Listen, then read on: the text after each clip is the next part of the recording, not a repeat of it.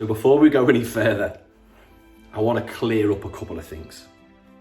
Yes, as it stands right now, I am going through a little period, a little stint, a little 6 weeks of sobriety. This does not, however, mean that I'm giving up alcohol forever. I actually enjoy a pint. It also doesn't mean, thank you for the concern, it doesn't mean that I have some kind of deep-rooted issue, some kind of problem around alcohol. You know, my health is absolutely fine. But like I said in a post yesterday, you don't have to have a problem with alcohol for alcohol to be causing you problems. And while I don't get hangovers in the traditional sense, I don't lie on the couch all day crying and eating Dominoes and hating the world. That's not kind of the way alcohol affects me. I suppose I'm one of the lucky ones. It does, however, it affects my productivity. It affects my decision making. It affects my ability to handle my own state, to regulate my emotions.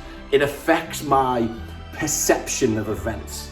Things generally seem a lot worse when there's a little bit of alcohol in the system. Also, you may or may not know that I'm running the Chester Marathon in 4 weeks' time. So even just a few drinks, a couple of drinks here and there, physiologically, it affects my ability to push myself as hard as I need to push myself mentally and physically in order for my body to adapt to the level of training, which means that on Sunday, the 4th of October, when I do the Chester Marathon, I need to be in a physical and mental place that is going to allow me to actually complete the event. The absolute last thing I want to do is not finish that event. Therefore, it kind of makes sense to kind of remove temporarily alcohol from my system. And I think this is going to interest you a lot.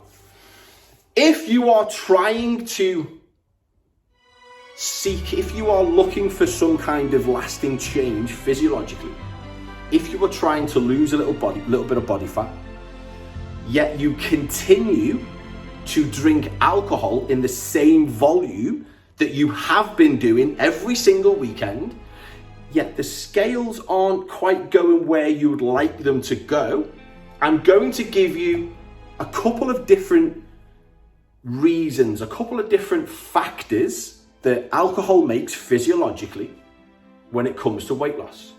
So the first one, and the one that everybody kind of tends to ignore, is yes, alcohol contains calories. Alcohol is actually a macronutrient. Alcohol has its own caloric value of 7 calories per gram of alcohol. Even the clear spirits, which everyone goes, no, it's okay, drink the clear spirits because there's no calories in them. That's categorically not true, but we'll skirt over that. Let's look at the fact that when alcohol is in the body, when you've consumed alcohol, your body will be using it as a fuel source. Your body will be trying to metabolize it and get rid of it because it doesn't want it. Which means that whilst we have a level of alcohol in the body, we are not using carbohydrates for fuel and we are not using fat for fuel, which means pretty much all of the fat, the dietary fat that you consume is going to get stored as body fat.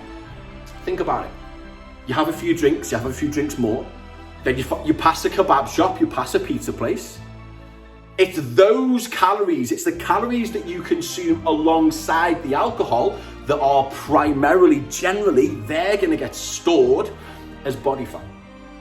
So that's a big reason why the alcohol consumption of a weekend, the fact that you deserve a few drinks because you've been so good all week, that is hugely hindering any kind of progress that you're going to make. We can also look at the fact that alcohol is an appetite stimulant. Alcohol makes you want to eat more, it makes you hungry. It lowers your inhibitions, it affects your sense of what you should be doing and what you shouldn't be doing, it kind of gets a little bit clouded. It's why people do stupid things when they've had a few drinks, which means that there's a little part of your brain that knows that you shouldn't eat that entire tub of Pringles. But because you've got alcohol in your system, it's like, oh, hey, everything's fine, everything's okay, we can do this. We also need to consider the fact that the day after you've been drinking, that's when you're going to sit on the couch and you're going to eat a Domino's. That's when you're going to, generally, the kind of poor food choices come on. Again, because you're hungover, your ability to make rational decisions, your ability to handle emotions and handle your perception of events is completely and utterly skewed.